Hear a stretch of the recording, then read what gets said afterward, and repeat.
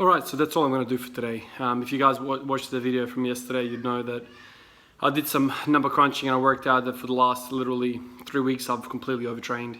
I've done so much volume. I've basically done 250 times more volume than I was doing the previous sort of 3 weeks. So anyway, today I just basically worked up to one single of 140, which works out to be 70%, and that's what I'm going to do for the next few days. For squatting, I'm going to try and work more on my upper body and let my sort of like spinal cord, legs and all that sort of stuff that gets worked with the squat, let that completely recover, completely get away from like heavy lifting. So I'm going to just do some bodybuilding type movements with, you know, tricep extensions and shoulder works and workouts and whatever of that nature. So nothing heavy, nothing hard, just blood pumping. But today, what I also want to touch on is a question that I got from one of you guys yesterday in regards to my diet. What do I do with my diet? Now, since my time on YouTube, I've had a couple of people talk to me about diet, and they've asked for videos about my philosophies on that. And I guess my approach has always been, I'm not an expert on diet. Not that I'm an expert in exercise science either. I just basically give my opinions of what I've gathered over the years, and I hope that kind of helps somebody out there. But I guess I could say the same thing about diet. Why don't I just give my opinion on diet? I've certainly had exposure, both professionally and kind of through this hobby, through this journey of weightlifting and training. I've certainly got some exposure from different people, different sides of the world. So I can give you my philosophies on that, and then maybe someone gets something out of that as well. So here it is. I'm going to give you my take on diet and exactly what I do when it comes to training and nutrition. So we all know that training is one part, nutrition is the other part of training. We all know that we don't grow in the gym. The gym is purely a stimulus. It's a stimulus. We basically do some damage, and then we go and rest and eat and provide the building blocks to recover from that stimulus, from that damage, and we come back stronger. So we don't grow in the gym. The gym is purely a tool to cause a stimulus for the body to start doing things that we want it to do. So nutrition is very, very important. And my take on nutrition has kind of evolved over the years, as has my approach to training. It depends on who you kind of bump shoulders with, what sort of people you're exposed to, and kind of over time it evolves. I guess the earliest I can think of in my life that I paid attention to my diet was in my late teens, when I kind of started transitioning into going to the gym with the aim of improving at basketball. I knew that for me to go to the next level, I would need to kind of develop some muscular strength, some endurance, and I quickly learned that I could do that, a lot of that in the gym. And so I started going to the gym, and very quickly you learn that people are shaking stuff up in their shaker bottles, and they're drinking stuff. So obviously through that experience I learned that there are some supplements that you can take for this, to improve kind of your journey through the gym. And so very quickly I kind of got on whey protein, mass gainer, mass this, kind of like all sorts of kind of different derivatives of protein, of dairy and whatever, and I tried a few of them. And that was kind of like, it lasted until my early 20s, I think. And the pivoting point in my life where I stopped taking supplements, and I will say this, I haven't taken supplements now probably, I want to say pushing 10 years, at least 8 years, I have not taken a single supplement. And the reason why that's the case is because of this. I followed exactly what the guy in the shop said to me, which is also outlined on the label of the mass gainer bottle, whey protein, which was basically take, I might be getting this wrong, but it's something along the lines of take 3 heaped scoops of this 3 times a day in your shaker bottle, which is whatever, 600-700 ml. And so I was doing that. And what I quickly found was that those drinks, those protein shakes, were beginning to replace my normal meals. They were so filling, they were so heavy on me that I didn't have appetite to eat. And so basically what was happening, in retrospectively looking at it, is I was getting malnourished while I was on supplements because they were so filling and I couldn't eat normal food. And we all know that bioavailability of normal cooked food and normal ingredients is a lot better than freaking protein powder that's been sitting on the shelf for years. So anyway, I continued to do it because I really wanted to put on muscle. I really wanted to get better at basketball and, you know, develop my physique and whatnot. So I thought that was the key. And then one day, I began feeling worse and worse. I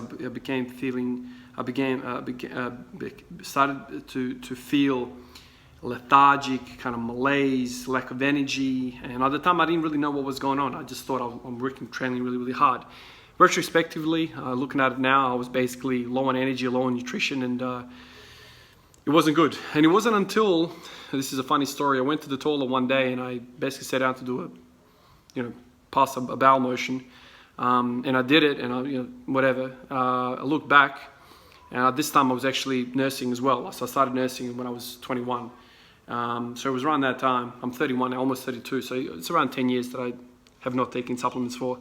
Anyway, so I look at the feces in the toilet bowl, and I couldn't believe the actual, the shit was white.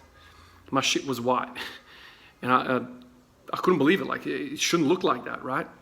And so then I started looking at different things and whatever, and I quickly learned, Dr. Google said to me that there's a certain amount of protein that our body can process, and after which your liver cannot process all this protein, and then you basically you pass through what you've drunk exactly kind of unchanged, essentially. The thing that I found was that when I flushed the toilet, it was kind of like floating, so it was struggling to flush. So anyway, I continued to take the protein a few more days. I remember I was taking this shaker bottle and some protein in it, and then I would kind of add water to it throughout work. And I remember I got this thing out and I started shaking it, and one of the doctors there, a very senior doctor, he just kind of approached me, started chatting, oh, what's this, what are you doing, blah, blah, blah. Anyway, so he's like, oh, what's in it? So he kind of started looking at the bottle and whatever, and he said to me, look, man, why are you taking so much protein? And I'm like, well, for the obvious reasons, I want to get bigger and whatever. And he basically said to me, are you eating? Are you eating food? I'm like, yeah, I am, of course I am, but I'm struggling to eat food with this. I feel like it's quite heavy. And he basically said to me, man, you can get all your nutrition through your diet. I don't understand why young kids your age are doing this, where everything you need can be gotten in your diet. And he basically was the first one to say to me that there's only so much protein your body can absorb. And the surplus after that point just gets passed with basically no benefit to you. And he talked about bioavailability, he talked about absorption rates and whatever, and he said that natural protein is a lot better than this stuff that comes in a freaking bottle and it's ground down and God knows how long it's been sitting on the shelf. So anyway, that gave me the confidence to kind of throw this away forever, essentially. I never went back to it. What I did instead is I tried to eat proper foods, right? So I was trying to eat salmon, I was trying to eat pork, beef, chicken. I was trying to just basically eat meat every single day. Have some greens and have some potatoes and rice and whatever, get my carbs on board. And soon I found that I started feeling better and better. My lethargy was starting to go away. I was feeling more energetic and whatever. And my bowel health started feeling a lot better. I wasn't getting so bloated. I wasn't getting so malaised, all that stuff. And so basically from then on, I started looking into kind of the supplement industry a little bit more and more. And I realized that it's all a freaking scam. That's my opinion. There's a business out there. It's a raging freaking business. People are making a lot of money by putting Kai Green on a bottle, Phil Heath on a bottle, Arnold Schwarzenegger on a bottle, and saying this is, our mind works in a mysterious way where it's like we see money on that bottle. We're like, oh, Arnie took that to become that. And so it tricks the young mind into thinking that that's what I need to become this good. So anyway, that was my first exposure to thinking about diet, thinking about what I put in my mouth. Luckily, I was exposed to the right people. This doctor worked predominantly. They kind of steered me in the right direction, and kind of told me that you don't need this, especially if you're going to be a natural dude, and you're not going to be putting in sort of artificial medicines into your body. Just go natural, man. You'll be fine. And so always, my health perspective has always been number one. I always look at health number one and then performance second. I don't want to be one of those guys that trades in the health card for 100 pounds on my bench. I've never been like that. I don't care about this sort of stuff. I'm not going to be sucked in by this fake idea that bench pressing 405 is better than feeling healthy and energetic throughout the day and having a normal life. So anyway, nursing kind of did a lot to me. And I remember the same doctor spoke to me about creatine. And so there was another fellow in the gym that kind of was using creatine, and he was like, man, it's really good stuff. Like you feel stronger, you feel more energetic in the gym, you can last longer, and therefore you can put on more mass, more size. And I remember he had both of us there in the doctor's station, and he was like, do you guys know what creatine is? And we're like, yeah, we kind of know what it is. And he says, what's one of the blood tests that we test for to see renal function? And I never really connected those two dots, but the marker that we look for is something called creatinine, which is basically a breakdown of creatine.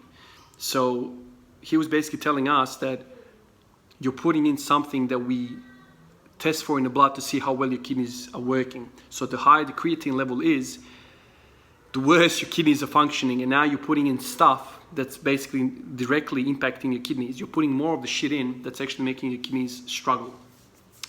When I heard that, I was like, man, screw creatine, screw whey protein. I'm just gonna eat my freaking food. I'm gonna try and eat sort of a good amount of food, fresh food, organic as much as I get. And here in Australia, we're quite lucky. I know in the States, meat processing processes are not as good. I've certainly seen a lot of documentaries documenting how bad it is, and this is why I was motivated enough to become a vegetarian. I saw, I think, forks over knives back in the day, and I was so distraught about how these poor animals were being treated and how we feed these animals, how we process these animals, and how bad this type of meat is. And so I basically went 3 months without eating meat while I was kind of digging for more information to work out what was going on. Ultimately, I worked out that the meat processors in Australia are a lot better than are in the United States. Here we can go to organic, and whatnot. So anyway, that kind of experience, I'll talk about vegetarianism for a little bit. So 3 months, I basically didn't eat meat, but my approach was really ill-informed. Basically, what I did was, what I usually have on a plate, I would just basically push the meat off the plate and eat what's left. That is not something that you should do as a vegetarian, because you can't just eat freaking a salad and survive on a salad. You need to know how to get your nutrients as a vegetarian. And so I went the wrong way around it. I think I never really got blood work, but I became anemic. I became really lethargic in the gym. I was getting dizzy after sets and whatnot. But anyway, my motivation to go back on meat wasn't purely just about me feeling dizzy and anemic, because I could have fixed that being a vegetarian if I ate properly. It was more of the fact that I kind of learned more about the industry, and I learned more about the process here in Australia, and I was kind of more encouraged that I feel more comfortable eating meat now, knowing that it's not as bad as in the States. I'm still unhappy about it, but I still think we are built to eat meat. And I know there's a lot of people out there who disagree, passionately disagree. There's certainly a lot of vegans out there who have almost become malicious towards people who eat meat. Vigilantes, they're chasing people down and harassing people because they eat meat. Anyway, that's another topic for another video. But basically, so that I did a bit of vegetarian, and then after that I also experimented with paleo. And that was a really cool experience, just freaking eating meat. That was basically what it ended up being. So very little carbs, very little kind of like post-industrialization foods, that was kind of alright. But then ultimately worked out that even that was kind of swinging to the other extreme. Just fucking eating meat does not seem right either. Anyway, so I tried low fat as well. I'm telling you the whole spiel here. I'll come around full 360 eventually as well. I tried low fat because there was a lot of data, certainly in the mainstream medicine arena, that talked about if you have high levels of fat intake, you're more likely to have atherosclerosis in your veins, in your arteries. That atherosclerosis is basically the process of the thickening of or the narrowing of the veins and the arteries in your system because of fat deposits in your blood. You know, high triglyceride counts and high lipid counts basically makes your blood much more thicker, and it tends to kind of like clump on the walls of the veins and the blood vessels. So that was kind of the belief for a very long time, certainly in the 70s, when that cardiologist, I forget the guy's name, who, you know, basically manipulated these statistics to show what he really wanted to kind of push, which was this idea of having anti-high cholesterol, anti-cholesterol medications, Lipitor, you know, things of that nature. And so then, you know, the pharmaceutical companies started producing that, and I think Lipitor now is the #1 drug in the world. Like, a lot of people are on Lipitor, which is basically a drug which reduces your cholesterol count by, I think, blocking the absorption. I'm not quite sure how it works, but and so then in the last 10 or 15 years, we now worked out that, you know, high fat diets are not the ones to blame. It's the high sugar diets. We've done a full 360. High sugar tends to inflame the body through a process of glycation, which basically inflames the body as a system, which makes your blood vessels much more sticky, much more swollen, as inflammation kind of causes.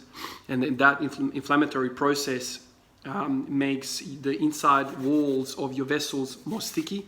And so then as the blood kind of passes through, it's more likely to kind of clump with, you know, platelets and different blood products, lipids that are passing through the blood, much more likely to clump together. And so it's the process of high sugar intake that's actually causing atherosclerosis and thickening of the vessels and narrowing of the vessels.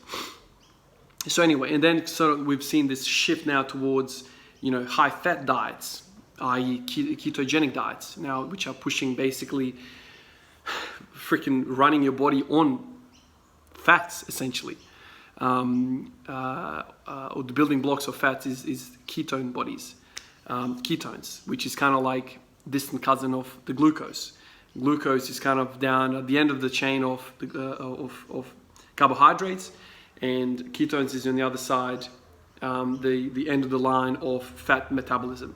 So you can, you know, we've worked out that you can run your body on ketones, but there's a transitional period where your body needs to reacclimatize towards ketone metabolism. So now we've seen a full shift. And I'm sitting here and I've kind of tried these things. I've never tried ketogenic diet, but I'm sitting back and I'm thinking to myself, none of these extremes are suitable and sustainable with life. People make claims that evolution is meant for ketogenic or for paleo. Like, wherever you go, you have different exposures. Some people say too much protein causes cancer. Like, you can find a study to back any argument that you have. So at the end of all of this, I know this is becoming a really long video. I just want to say to you what I believe in. I believe in a balanced diet. I believe in limiting the amount of processed foods that you have, in the amount of simple sugars and junk food that you have, essentially. Eat proper food, fresh meat, fresh vegetables, fresh fruit. Eat a good amount of carbs, good amount of protein, good amount of fat. Certainly, I'll give you my typical breakfast. This is my favorite type of breakfast. A couple of scrambled or fried eggs, a good dollop of cottage cheese. I love cottage cheese. It's high in protein and high in fat. I like that. And then I sometimes have bacon, and then I have maybe a few slices of cucumber or tomato. And that's my ideal breakfast. And I have that pretty much on a regular basis. For lunch, it's usually, for carbs, we usually have protein. Usually we have rice or potato coming from Yugoslavia. We tend to lean towards potatoes a lot more. Now that we're in Australia, we've been exposed more to like the Asian type of diet, and so we've kind of been introduced to more rice. So anyway, it's a basically 50-50 mix between rice and potato. And then we have some sort of meat. I don't want to say I have meat every single day, but usually for most lunches I have meat: pork, beef, chicken, turkey, you name it. We usually have some sort of meat in either for lunch or dinner. I have 3 meals a day. I try to limit the amount of snacks that I have, and that's purely from the idea of that you don't want to you want to limit the amount of insulin spikes you have throughout the day, which is where intermittent fasting comes in. And this is where I've experimented. I've made videos about intermittent fasting in the past. But the whole idea about intermittent fasting is that it varies, but you have maybe 16-hour fasts every single day with the pure goal of limiting or not having or removing insulin spikes throughout the day. Now, insulin is basically it's a molecule which takes energy from the vessel into the cell. It's basically the only thing that takes stuff into the cell. It's like a carrier. And so diabetes is defined as people that have, number one, type 1 diabetes, don't have the ability to make enough insulin, and so they have climbing sugar levels in the bloodstream because they don't have enough of these carriers to shove things into the cell, or type 2 diabetes. So usually people get diagnosed with type 1 diabetes very early in life.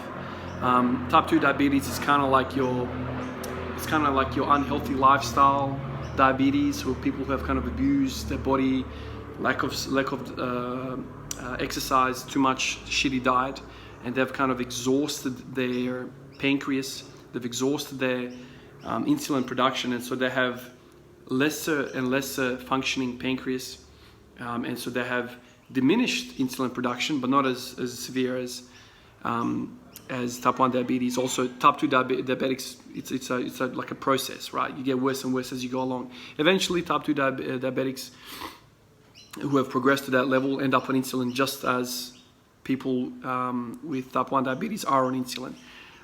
So intermittent fasting is about having long periods of fasting where you don't have any insulin spikes. And there's a lot of research out there to show that the more insulin spikes you have throughout the day, the more inflammation you have throughout the day, and the more likely you are going to be unhealthy. So a lot of people say fasting is great, fasting is fantastic. If you hit the 16-hour mark of fasting every single day, there's like an inverse relationship between insulin and another hormone called glucagon. Glucagon is basically a molecule which basically mobilizes your fat stores into usable energy. And so when insulin completely drops down because you haven't eaten anything for a while, glucagon gets secreted into the bloodstream, and glucagon ambulates some of the fat stores that we have around our body for energy. And that's how it happens. With glucagon comes another whole host of cascades, which brings about kind of like T cells, like, we basically go into a cleansing mode and repair mode where we start killing cancer cells and all sorts of stuff. So there's plenty of research, you guys can look that up. So fasting is fantastic, both for weight loss, weight control, health reasons, also performance reasons, right? As long as you can get your calories in for the other 8 hours of the day, where your feeding window, as long as you can get your calories through in that window, intermittent fasting is fantastic. I've tried it on and off for a few times. And what I found is that I can fast 20 hours, man. I've got a skinny gene, which basically tells me that my base is to lose weight. If I stop training, I'm not going to have any appetite to go back in the house and eat. I just completely lose appetite if I don't start training. So I know a lot of you guys are going to be like, you bastard, man, I wish I had that problem. So my problem has always been putting on weight. So with intermittent fasting, I found that I was losing weight, and I wasn't able to eat 3 or 4 meals or eat enough calories in 1 or 2 meals in that 8-hour feeding window to replenish my workouts. And so I kind of ultimately let that go, because if you want to get stronger, you have to be able to have a really good nutritional intake to repair your system so you can come back to the next session and improve and lift more weight and build more muscle and whatnot. So I've given you a whole freaking spiel about what my philosophy is on certain things. Basically, I told you what I eat. I eat 3 times a day. I try to limit snacks to avoid insulin spikes. I try to drink enough water. I try to eat a balanced diet, a whole lot of, all of the macros. I try to limit alcohol. I'm not the one to drink alcohol by myself. I usually need somebody around to have a few drinks. And I've said this many times in the past. The first beer goes down a freaking butte. I love having a beer. The second beer is already kind of like, I'm not really enjoying this anymore. It doesn't have that thing anymore about it. Third and fourth is just basically, I'm just working towards being drunk. So I don't really have an affinity to alcohol either. And the fact that it makes you feel shit the following day also didn't really, appease to me, I guess. So definitely my younger days, in my 20s, early 20s, if I can get out in the piss 3 times a week. I've kind of been through that period. But yeah, so alcohol, there's 4 macros basically: alcohol, fat, carbs, and protein. Except alcohol, I try to have even split of all of them. I value fat. I don't think fat is an evil. I think you need fat. Certainly there are good fats and there are bad fats. If you eat deep fried shit, that's not the type of fat that you want to have. Butter, ghee is fantastic, although there's certain still people's opinions out there that it's really bad. It's going to clot your arteries and it's going to clot your freaking brain. You're going to die of a stroke or a heart attack. That's not the case. It's the high sugar intake that causes inflammation, which causes your system to want to bulk up your arteries. These are my philosophies. You can consult with your doctor and look into this yourself, but I'm just telling you what I feel is the right approach, and this is what I do. Also on fat, if you eat more fat, you're going to stay fuller for longer, and you're not going to want to eat so often. If you eat really simple, short carbohydrate chains, you're going to be finding that you're freaking hungry every 3 hours, and so you're going to be eating all the time. If you eat a whole dollop of cottage cheese, if you eat butter, if you cook with butter, if you cook your eggs with butter, ghee, you're going to find that you have your breakfast in the morning and you're pretty much good all the way until the nighttime. And that's certainly an experience that I have a lot of the days. I know I said 3 days a day, 3 meals a day I eat. A lot of the times it's only 2, depending on if I can stop and have something to eat at lunchtime. So basically that's where I stand. I do not take any supplements. I eat a well-balanced diet. I don't believe in supplementation at all. Basically, I have this natural approach to everything. And basically, yeah, I don't know. I've had bad experiences early on in my life with supplements. I don't think it takes. I don't know. I'm not telling you should stop doing what you're doing, but I don't know. If you treat food as building blocks of your body, if you end up your food, you put food in your mouth and those molecules break down and start replenishing your cells and whatever, that you'd want to put in good quality stuff, right? You don't want to put, building blocks like whey protein that's been on the shelf for like 3 years.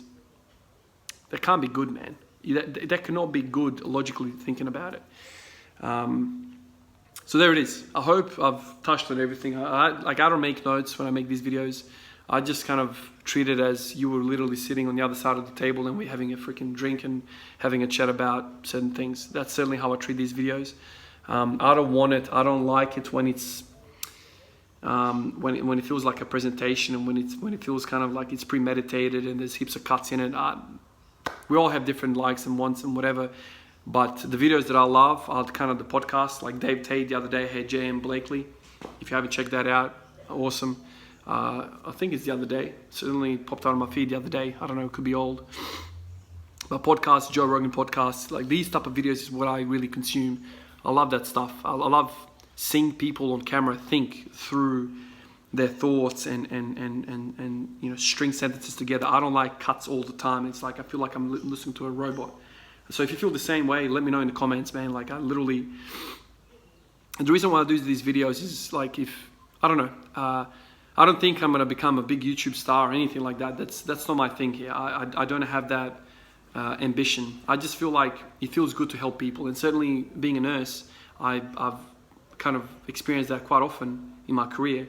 It feels good to give somebody a urine bottle and be like, there you go, man. Like you're busting, have a fucking piss. It feels good to know that even one of you guys somewhere in the world will see me and know that I'm coming from the right kind of direction that you might be thinking is the right direction, and you might listen and you might kind of get inspired to do what I did. I certainly always push people in the health direction, even though if you do this stuff, you'll bench 100 kilos more and you'll be a beast and you'll be an Instagram superstar and YouTube superstar.